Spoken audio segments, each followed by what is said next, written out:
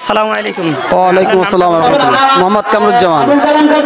আপনার নামটা বলবেন। আমার নাম মোহাম্মদ নুরুল আমিন।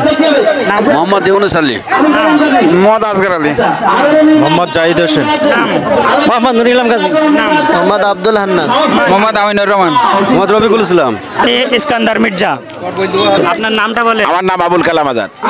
আমার নাম মোহাম্মদ আসহারুল ইসলাম, মোহাম্মদ আবুল হোসেন, আপনার নামটা বলবেন। মোহাম্মদ মহিদুল ইসলাম, মোহাম্মদ মুশফিকুর রহমান।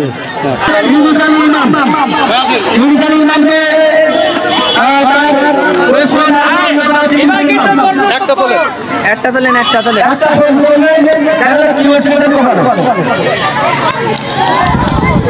তুমি একটু সরো। ইসলামের প্রধান পবিত্র দিন কোনটি? ইসলামের প্রধান পবিত্র দিন কোনটি? ইমামের প্রশ্ন উঠেছে। দেখা যাক তার মাধ্যমে আমরা একটা প্রশ্নের উত্তর জানতে পারবো ইনশাআল্লাহ।